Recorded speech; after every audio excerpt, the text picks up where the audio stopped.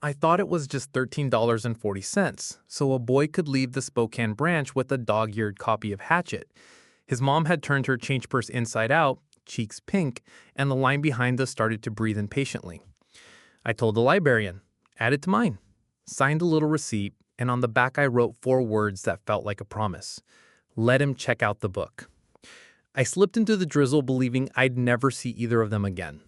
Months later, I'm sitting in a windowless conference room at the community foundation, the kind with humming lights and a pitcher of water that tasted like dust, waiting while strangers discuss a decision that could change my year. I glance up and freeze. At the far end of the table is the same librarian. She meets my eyes, tilts her head, and says, softly but clear enough for everyone to hear, I remember what you did. Pens stop, a chair creaks, and I realize a scrap of paper I barely thought about might be the loudest thing in the room. Before I tell you how that moment decided my future, tell me where you're watching from in the comments and follow this page for more true stories. Back then, before that afternoon at the library desk, my life felt like a drawer that wouldn't quite close. I was 32, sleeping on my sister's lumpy pullout in her duplex off Wellesley, trying not to wake her kid when I left for the early shift at the car wash. The place sat on a busy corner where every season smelled different. Pine sap and dust in July, wet rubber and cold metal in January. I kept a sandwich bag of quarters in my glove box and another in my backpack, and some weeks both of them decided what dinner looked like. It wasn't a tragedy, just a slow ache of being stuck. The layoffs at the distribution warehouse had come with a speech about right-sizing, and the box that was somehow too small for everything I'd hoped would fit. I told myself it was temporary. I told myself a lot of things, but the months ticked by and every application I sent out felt like pouring water into desert sand. I dropped out of community college years earlier when my mom got sick. It was the right thing to do then and the wrong mark to carry now. On paper, I read like unfinished business. The one place that made me feel steady was the downtown library. The first time I walked in after the layoffs, I stood under the high windows a full minute, letting the quiet settle on me like a blanket. The air had that peppery smell of old paper and the sharper note of toner from the copier. People spoke softly, chairs moved gently, and even the cough seemed considerate. There were rules here, and most of them were about giving each other room. I started going most mornings after the car wash, when my shoulders still ached from hoods and fenders. I printed resumes, used the job board, and learned which tables got the best patch of warm sunlight by 10 a.m. I brought a thermos of gas station coffee and pretended it came from somewhere fancy. The librarian at the circulation desk, neat cardigan, hair pinned back, the kind of eyes that actually noticed you, had a voice that could quiet the tight spot between my ribs. She never made anyone feel poor for asking how many pages they could print for free. I wasn't just there to pass time. I had a plan, even if it still felt like a rumor when I said it out loud. Enroll in the HVAC program at Spokane Community College. I liked the practical rhythm of it. Air moving through a system, temperatures balanced, problems you could diagnose with gauges and patience. I'd spent most of my life being the one who could coax a stubborn thing to behave again. An old window, the heater in my sister's car, the temper of a 6-year-old who'd skipped his nap. The idea of learning a trade that made sense to my hands felt like stepping onto a road I could actually walk. The problem wasn't motivation, it was money. Even a community college bill might as well be Mount Rainier if rent and groceries are already a climb. I did the math 5 different ways and came up short 6 different times. Then a tutoring flyer tacked to the corkboard caught my eye. Adult Learner Scholarship, Community Foundation, applicants with demonstrated commitment and financial need.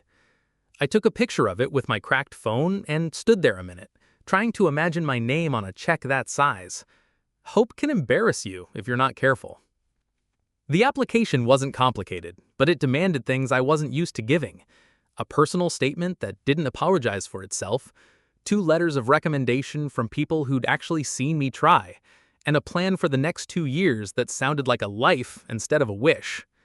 I carried a cheap folder with my drafts and forms like it was breakable. I wrote the statement at a table near the big windows, rewriting every sentence until it sounded less like begging and more like truth. I told them about the layoff, about my mother's illness years back, about the pride that kept me from asking for help until it was too late. I told them what I wanted from the HVAC program and what I'd give in return. Steady work, steady presence, steady service.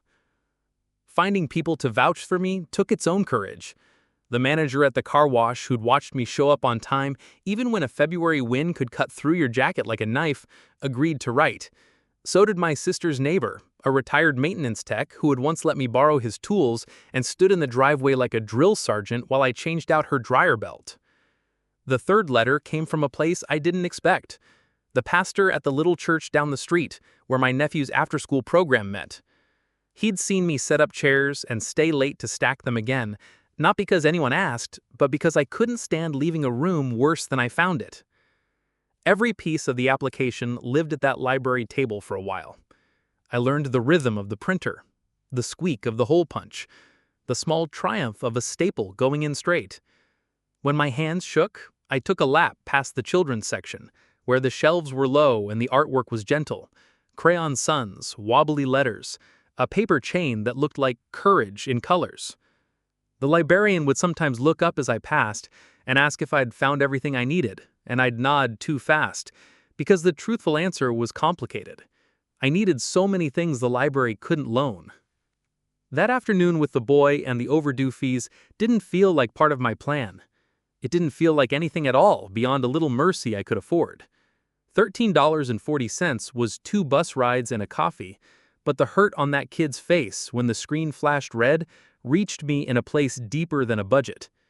I remembered being 10 and wanting to check out a book about a dog so badly it made my chest ache, and the way the clerk had said, "Come back with your mom," like I was a problem to be sent somewhere else. When I told the librarian to add the fee to mine, I braced for a lecture about policy, about fairness, about the waiting list behind us. Instead, she just studied my face for a second, like she could see me tracing the math in my head.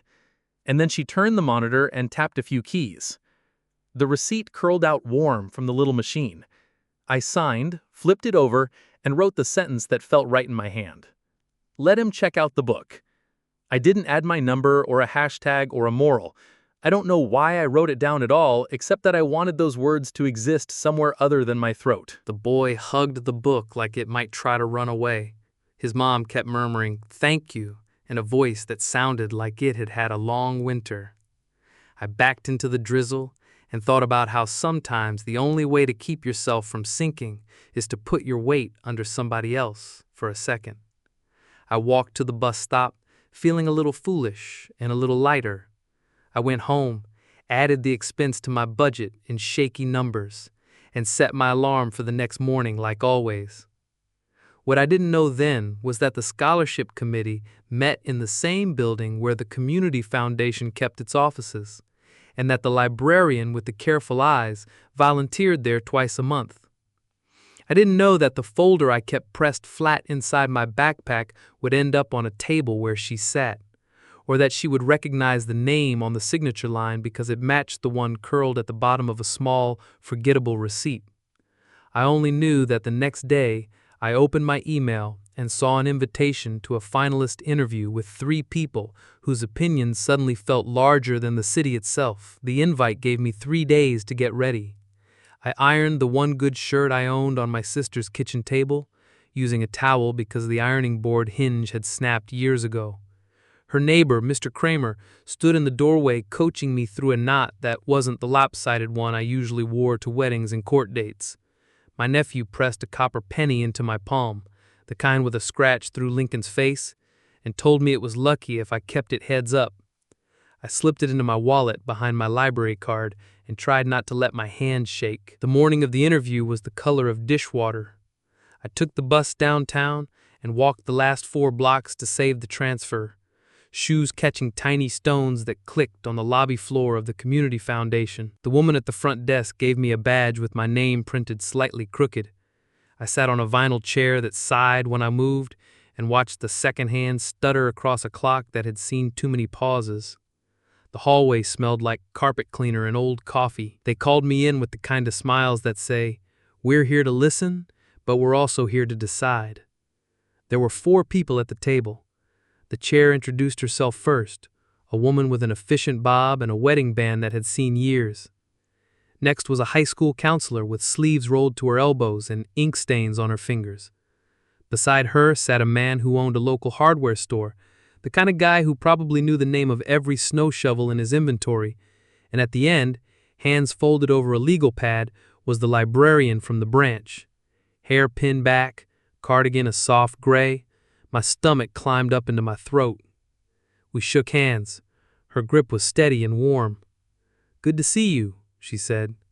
And then, soft enough that only the room could hear it, "I remember what you did." The chair glanced at her curious, but the librarian just opened her notebook and waited. I took the seat they offered and pretended my heart wasn't trying to crack a rib. They started with the easy questions that aren't easy when your future is stapled to them. Why HVAC? What changed since you left school the first time? Who's in your corner? I told them the truth in plain words, that I liked the way a system tells you the story of what's wrong if you listen, that I'd left school when my mother got sick and never got my feet fully under me again, that my sister had made room on a pullout so I could climb back. I talked about shifts at the car wash and learning to time my coffee so the caffeine hit when courage ran low. The hardware store owner leaned forward. "It's hard work," he said. "Long days. Cold crawl spaces in winter, hot roofs in August. You sure you want that?" I nodded. He watched my face, like he was waiting for a flinch. "And math," he added. "Not fancy math, real math. Numbers you can't fake." "I've been practicing," I said. "Mr. Kramer across the hall used to do maintenance at the hospital. He's been making me do conversions until I see BTUs in my sleep." The counselor smiled at that, and for a second, the tight band around my ribs loosened. Then came the questions that snag. Your credit history is thin. Your savings are thinner. How will you pay rent when classes start? What happens if your sister needs her couch back? Why now, not 2 years ago? I had answers. Part-time weekend shifts, a friend with a room I could rent by the month, a budget that squeaked but didn't scream. Still, I could feel the room measuring not just my plan, but the space between my plan and the edge of a cliff. The librarian didn't rescue me. She didn't have to. She asked one question, and it wasn't soft. When the work gets dull, what keeps you from quitting? I thought about the car wash in February, the way your fingers go numb and then burn, and how the only thing that got me through the last hour was the idea that someone would drive away able to see out of their world again. I told her that. She made a mark with her pen and looked satisfied in a way that made me sit a little taller. They thanked me. The chair used the words I expected. "We'll be in touch." I walked out into the hallway and sat on the same vinyl chair with the same sigh. My shirt stuck to my back. On the wall opposite me was a framed poster with a quote about opportunity that sounded like it had never missed a meal. I tried to breathe like someone who believed in process. A man in a dark blazer walked past and let the conference room door swing almost closed. Almost. Through the narrow gap, I heard it. The chair's voice, low and clipped. "We're split."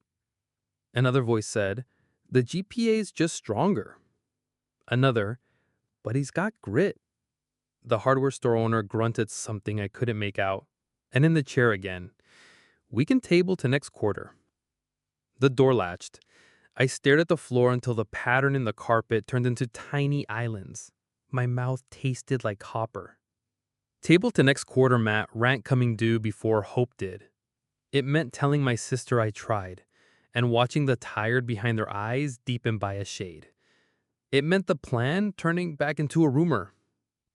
The librarian stepped into the hallway a minute later to refill the pitcher. She didn't look surprised to see me still there.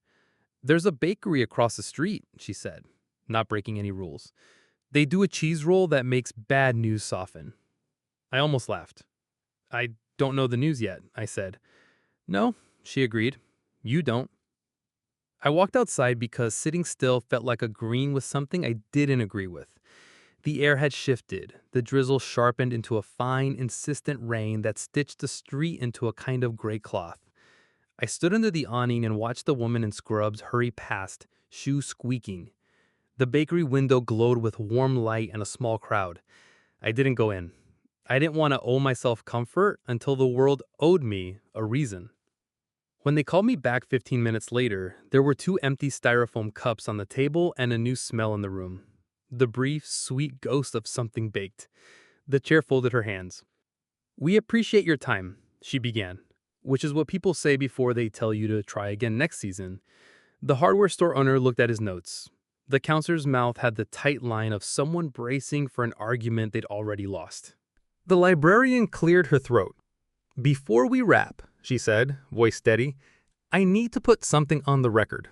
I won't vote and I won't recommend outside the criteria, but I can share what I witnessed in my role at the library because it speaks to character, which your rubric includes." The chair looked at her, surprised but not annoyed. "Go ahead." She told them about a gray Tuesday afternoon, about a boy with a worn-out library card and a book he wanted more than he could explain, about a mom counting coins and the screen flashing overdue fees. She told them about a man in a car wash polo who stepped forward and said, "Add it to mine," and about a receipt that came out warm from the little machine. "He signed it," she said, "and on the back he wrote, 'Let him check out the book.' He didn't put his number, didn't wait for thanks. He just left." No one spoke for a breath or two. The hardware store owner tapped his pen once, then stopped. The counselor's shoulders lowered like a string had been cut. The chair looked at the librarian. "It's a nice story," she said, carefully, "but we can't award based on nice stories." "I agree," the librarian said. "It's not evidence of skills. It's a snapshot of who he is when no one is watching. You already have his plan, his letters, his grades from the courses he finished before life happened. Our rubric has a line for community contribution and integrity. I am saying I've seen his name attached to both." The hardware store owner exhaled through his nose. "A receipt isn't a resume," he said, but his voice had changed. "Still, in my world, the guy who pays attention to the small things is the guy I sent into a customer's house. He doesn't just fix the unit. He notices the loose hinge on the back gate and mentions it. That's how you build a business." He looked at the chair. "I could mentor him one Saturday a month. Get him in a shop to see the guts of it, if that matters." The chair glanced at the counselor, who was already nodding. The counselor said, "We weighted the community section lower than we meant to. We can revisit that. The difference in GPA is marginal. His statement is stronger, and he has a concrete plan with support." They asked me back in for one final question. The chair met my eyes. "If we award you this," she said, "can you commit to giving 2 hours a week back to the library or the program? Tutoring, reading with kids, coming back next year to talk to applicants about not giving up." My yes came out before she finished the sentence. The hardware store owner added, "If you're willing, I'll have you shadow a tech once a month. No guarantees, just a chance to see the work." I said yes to that too, trying not to sound like I was agreeing to oxygen. They sent me out again, and the door closed, and the second hand on the hallway clock took a full 10 years to move. When it did, the chair opened the door herself. She didn't make me sit back down. "Congratulations," she said. The vote tipped. The counselor smiled with her whole face. The hardware store owner shook my hand like we had already moved a furnace together. The librarian didn't step forward. She just nodded, the smallest nod, like two people who had both chosen the same quiet rule were acknowledging it. The envelope arrived at my sister's place 3 days later, thick and official, with the kind of paper that feels like something real. Tuition and books for the first year, a small stipend for tools. I read it twice, and then once out loud to the empty living room. Tucked inside was a sticky note in neat, careful handwriting. "I remember what you did. Make good on it." I didn't need a signature to know whose hand wrote it. The first week of classes smelled like metal shavings and coffee. In the lab, we learned how to bend duct without kinking it, how to listen for a refrigerant leak with more than your ears, how a system can choke on something as small as neglect. My hands looked like they belonged to someone who worked for a living by the second Friday. Small cuts, a bruise across the knuckle, a smudge that didn't wash off and didn't need to. On Saturdays, I still did shifts at the car wash.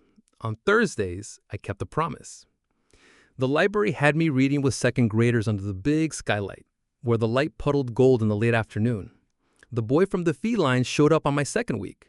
taller by an inch and carrying a book with taped corners.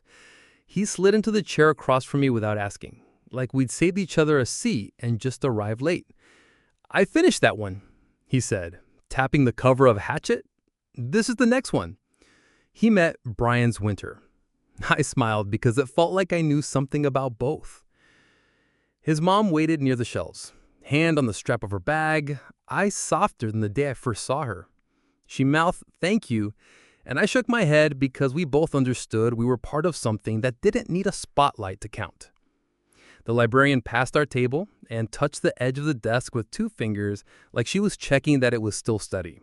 Behind her, pinned up beside the monitor, was a small receipt, yellowed at the edges. On the back, in my slanted handwriting, "Let him check out the book." I went home after those Thursdays with a quiet that didn't come from exhaustion. It came from belonging to a program, to a room with low shelves, to a future that required both hands and a good heart. The scholarship didn't fix everything. The bus still ran late, bills still stacked up like misbehaving dominoes, and the work left me sore in places I hadn't known were mine. But at night, when I set out my thermos and my notebook, I felt the world tilt, just a little, in the direction of okay. If you've ever had a small kindness find its way back to you, I want to hear it. Tell me in the comments what happened and where you're watching from. Follow this page for more true stories like this, because the good we pass along has a way of finding a seat at our table when we need it most. The quiet didn't mean easy. 2 weeks into the semester, I bombed the quiz so badly my face went hot just seeing the grade. I sat in the campus parking lot with my elbows on the steering wheel and thought about calling the number on the back of the scholarship letter to tell them they'd made a mistake. Instead, I walked to the library because when I don't know what to do, I go where books live. The librarian listened, the way she does, and slid a sheet across the counter with tutoring hours on a list of practice problems. "You don't have to be brilliant," she said. "You have to be stubborn." Stubborn I could do. Mr. Kramer ran me through conversions at his kitchen table 3 nights a week, a mug of black coffee standing guard over every fraction. At the shop on Saturdays, the hardware store owner, who finally told me to call him Flotus, let me shadow a tech. The first service call we took together was to a drafty little rental where the furnace clicked but wouldn't catch. The air in the living room had that cold metallic taste that makes your teeth hurt. We traced the blockage, cleared a tired igniter, and got heat moving again. As we packed up, I noticed the back gate sagging on one screw. It took me 90 seconds to set it right. The tenant, a woman in scrubs who smelled like laundry at midnight, said, "Nobody ever fixes the little things." She meant more than a hinge. During the next ride-along, Flores watched me more than the system. "You keep your eyes open," he said, "not as praise, as fact. Keep doing that. People notice." He was right. A week later, the tenant sent his shop a note thanking the quiet kid who fixed my heat and my gate. Flores left it on the counter for me to find. Paper, again. I was starting to believe in the kind you can hold. At home, life kept wobbling. My sister's hours got cut. The couch needed to be a couch again. I spent 2 nights on a friend's floor and then saw a card pinned to the library corkboard. Room for rent, basement, month to month, no smoking. The landlord turned out to be the aunt of one of the Thursday readers. She looked me up and down, asked more questions than a loan application, and then nodded like she had already decided back when she watched me point at words with second graders under the skylight. The rent fit in the numbers I'd scribbled on an envelope. The room smelled faintly of old paint and relief. Midterms arrived. I passed by more than a hair. On Thursdays, the boy brought me new books, corners taped, pride taped over the places where pride had once cracked. His mom started lingering a little longer, asking about classes like she was auditing my life. One afternoon, the librarian slipped a thin paperback onto our table, an extra copy of a manual for basic home repairs, the kind written clean enough for anyone to use. "For when the world hands you a hinge," she said. The boy laughed. It felt like our joke. In April, the Community Foundation held a small gathering for scholarship recipients. Donors in sweaters, a tray of cookies, coffee in those thick white cups that chip along the rim. I wore the same iron shirt and a tie that almost remembered its knot. The chair asked if I'd say a few words about what the award made possible. I'm better at ducks than microphones. But I stood up anyway. I told him the truth, that the money mattered, yes, but the thing that changed me was the sense that a room full of strangers had voted for my future. I didn't hold up the receipt. I don't like props. I said the words instead. Let him check out the book. The librarian stood near the back, next to the coffee urn, eyes shining the way light shines on a lake when the wind is low. When I sat down, Flores clapped twice as loud as the room and pretended not to. By summer, I was sleeping like a person instead of a knot. The bus still ran late, rent still hunched its shoulders at me every first of the month, but the shape of my days had changed. Class, lab, work, library, home. I took the EPA exam with a stomach full of B's and walked out with a pass that felt like a new last name. Flores handed me a secondhand tool bag with my initials burnt into the leather and said, "You'll fill it slow. That's how you do it right." The next week, we took a service call out near Hilliard, a grandfather who'd been too proud to call until the house was colder than his bones. We swapped out a capacitor, brushed dust from places dust shouldn't be, and I tested the carbon monoxide detector because Mr. Kramer's voice lived in my head now, and he taught me to check the thing that saves a life first.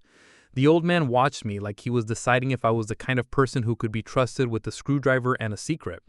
When warm air finally sighed through the vents, he closed his eyes and said, "That's the sound my wife liked." He wrote a thank you note to the foundation, not because he had to, but because people from certain generations put gratitude on paper.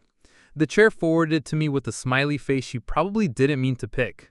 Paper again. In August, the library hosted a back-to-school night. I volunteered to help kids pick out their first day book, something they could carry into a classroom like a shield and a key. The boy, taller and all elbows, chose a biography about an astronaut and told me he wanted to build things you couldn't see but could feel. Air that cools, heat that holds. I said, "Me too." And we both looked up at the skylight like space began there.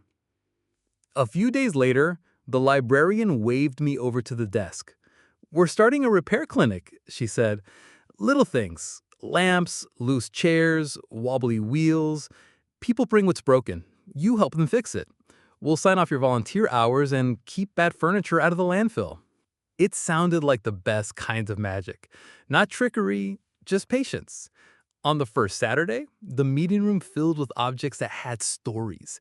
Teapots whose lids no longer fit, a floor fan that rattled like a joke, a suitcase that refused to remember it was meant to open and close. I showed a 10-year-old how to tighten a screw without stripping it. His mom hugged me like I'd saved the semester. Through all of it, the receipt stayed pinned beside the librarian's monitor. Edges curled, ink a little paler. Once I asked if she'd like me to copy it, frame it, do something to save it before time erased it. She shook her head. "It's supposed to wear out," she said. "It's a working document." I think she meant kindness should look handled. Fall brought a cold snap that made everything feel brittle.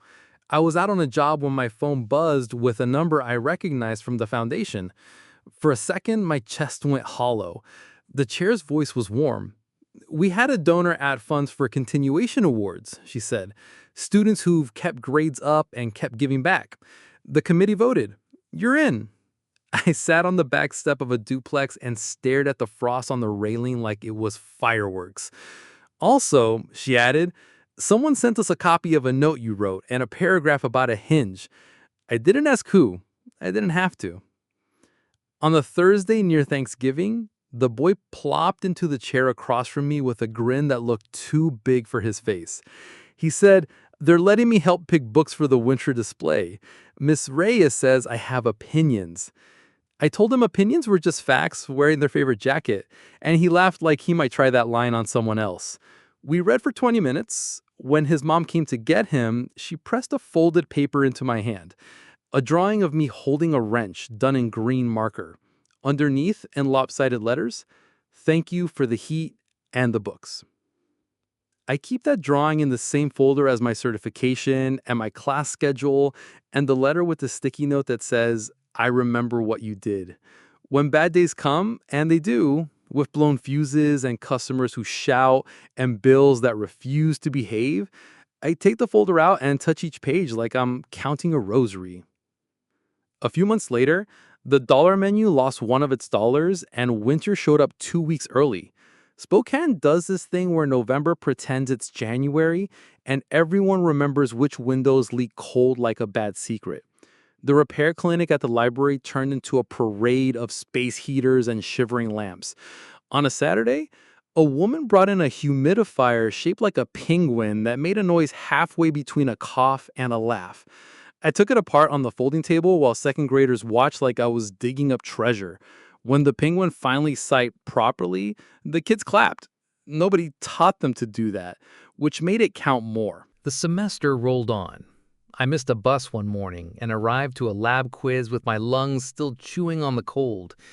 I scraped a pass by the width of a hair and felt the old fear tug at my sleeve, the sense that one mistake means the whole tower falls. That night, I went to the library and did conversions until the numbers stopped slipping around. The librarian left a peppermint on the corner of my table and didn't say a word. Peppermints are the quietest kind of vote. Then came a letter taped to the library's front door. Budget proposal. Consideration to reduce hours at 3 branches. People read it with their mouths pressed thin. The library is a place where people go when rent is due and electricity is due and kindness is due. Cutting hours felt like deciding some days mattered less. The librarian looked smaller behind the desk. She never complains, so you have to learn to read the way her cardigan buttons pull when she's stressed. I told Flores about the notice during a ride-along, and he said what men like him say when the world shrinks something they love. Who do I talk to?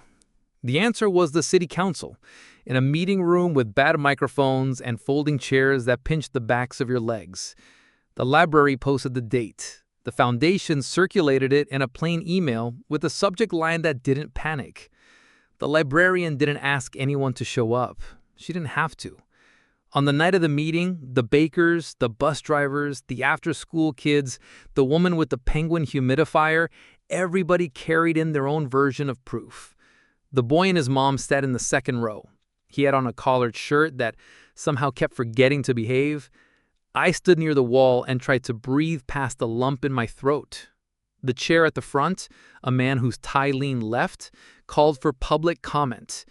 People stepped to the microphone with papers in their hands because paper is how you tell the truth when you want it to be heard properly. I didn't plan to speak. Then the boy's mom nudged me, a gentle shove between the shoulder blades, and there I was, at the microphone with my heart drumming like a dryer full of quarters. I told them how a scholarship had kept my life from wobbling off its axis, how that scholarship came from a room that included a librarian who volunteers her time when nobody's clapping, and how a branch like ours catches people before they fall through the cracks big systems pretend aren't there. I didn't say anything about a receipt. It felt too small for a room that big. When I stepped back, the boy tugged at his shirt and looked up at his mom, and then he walked to the microphone like a kid who's decided to be brave exactly long enough. His voice was small, the kind that makes adults lean forward without meaning to. He said, "Once I didn't have enough, and they let me check out the book. Now I have enough. Please don't make the hours shorter." He didn't cry. He didn't have to. He held up a piece of paper. It wasn't a receipt. It was a page he'd written in pencil, crooked lines, eraser ghosts. "Let me check out the book." Someone behind me sniffed. Flores cleared his throat in a way that meant if he spoke next, he'd sound different than he'd like to sound. The council asked questions about numbers, because numbers look tidy in minutes. A budget officer talked about costs and efficiencies and things that pretend to have no faces. But the room had faces, and the faces made a sound that budgets don't understand. Small yeses, the kind people make when they're counting something precious. The vote didn't happen that night. Government moves like a glacier and calls it caution. Still, when we filed out, the librarian's shoulders looked an inch higher. She squeezed the boy's hand and mouthed "thank you" to me like the words were a bird she didn't want to scare away. 2 weeks later, the foundation sent out an update, a revised proposal that kept our branch hours intact. A council member wrote a paragraph about community testimony that articulated the essential, non-quantifiable services provided by our libraries, which is a fancy way of saying the room mattered. The librarian didn't celebrate. She stacked chairs after story time and watered the snake plant by the front window. The receipt stayed pinned by her monitor, edges a little more tired, like it had stayed up late to help. I finished the term higher than I started. Florida's put me on payroll for weekend calls, which meant the tool bag got heavier and my bank account stopped looking like an emergency waiting to happen. He taught me the way a furnace complains before it quits, and how to hear the difference between a customer who needs an explanation and a customer who needs 30 seconds of silence first. He kept his promise about monthly mentoring, and sometimes he'd make me ring the doorbell and do the talking while he stood back and watched like a dad at a driver's test, pretending he wasn't pressing an invisible brake. In the spring, the library repair clinic got busy enough to need signups. The boy, now too tall for the word boy, started volunteering, teaching smaller hands how to hold a screwdriver without turning it into a weapon. He'd look over at me sometimes with a grin that said we were in on the same secret, that fixing a lamp lets you believe bigger fixes are possible. One afternoon, he showed up with a chipped wooden chair and a proud look.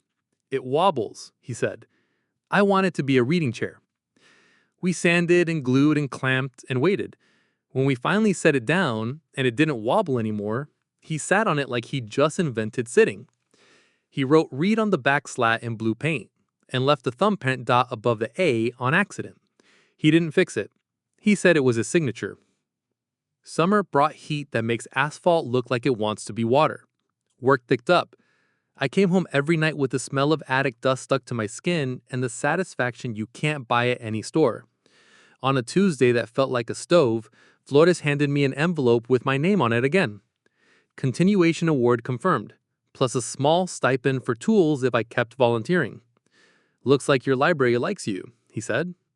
"I like them back," I said, and we both pretended to be busy with something else. There were still bad days. A compressor blew like a temper. A customer blamed me for a part older than his mortgage. I missed the bus, then an exam review, and watched a letter grade wobble. On one of those nights, I walked to the library even though my legs said no. The building glowed like it always does. Not bright, just steady.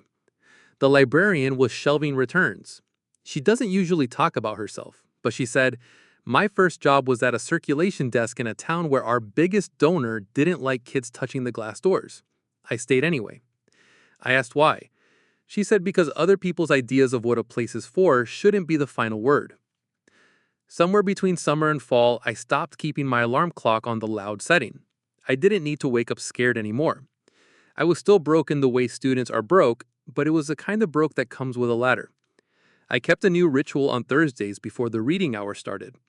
I'd break a 20 at the front desk and slide $13.40 into the old candy jar the friends of the library use for donations. It wasn't earmarked. Money that moves doesn't always need a label. The librarian never made a face about it, which is to say she made it safe to keep doing it. Near the end of the year, the foundation asked if I'd sit on a panel for new applicants, just to answer questions, not to vote. I almost said no because I don't like pretending to be an expert. Then I remembered how the room felt when I was the one asking for a future. I said yes. The night of the panel, I wore the iron shirt and the tie that now knew it's not without coaching. People asked about grades and jobs and time and children and fear. I told them the truth, that you don't have to be fearless, just honest and stubborn. That a plan doesn't protect you, but it gives you a thing to hold. That if you can't lift your own hope for a minute, go to a place that has some in stock and borrow theirs. After the Q&A, a woman lingered by the doorway, twisting her wedding ring the way people do when they're trying to decide if bravery is worth the trouble. She says she hadn't been in a classroom since the year her second child was born. That she cried when printers jammed because that's what printers are for, and that her husband worked nights and sometimes her courage did too. I told her the library had a tutoring sheet with hours that actually happened and a table near the window that saved me more than once.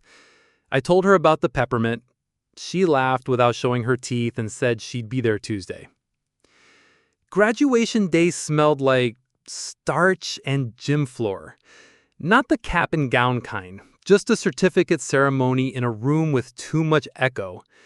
Florida sat in the audience wearing a collared shirt that looked like it had negotiated a truce with him. Mr. Kramer was there too, with a thermos and the posture of a man who won't admit he's proud. My sister cried in a way that makes you want to look away and look harder. When they called my name, it sounded like a door opening. I shook hands, took the paper, and looked down at the seal impressed in the corner. Paper, again. I folded it carefully, not like it might break, but like it might want to be treated the way I wish people treated each other, without hurry. I walked to the library before I went home. The boy was in the teen section, taller than me now, arguing gently with a friend about which book started slow in the best possible way. The librarian stood at the desk with a stack of returns that looked like a measure of faith.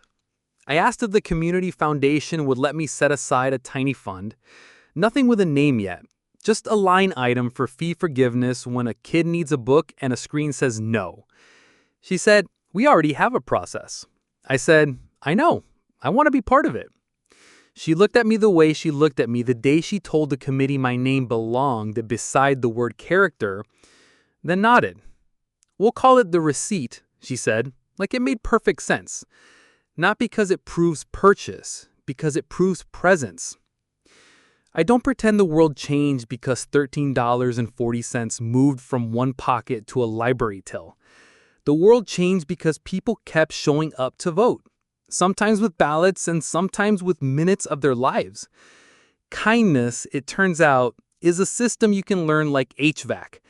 Air moves, heat travels, pressure equalizes, and if one duct is blocked, the room on the far end goes cold. You find the blockage, you clear it, you check again. So here's me, at the end of a long story that isn't really an end. I work with my hands. I show up at the library on Thursdays. I keep a copy of a note in my wallet. Let him check out the book. When I hand it to someone new, it isn't advice. It's a reminder that we are all, eventually, on both sides of a counter. If you stayed with me this far, I want to hear from you. Tell me in the comments where you're watching from and the small, ordinary kindness that tipped a vote in your life. And follow this page for more true stories, because the good you send out has a stubborn way of circling back exactly when you need it.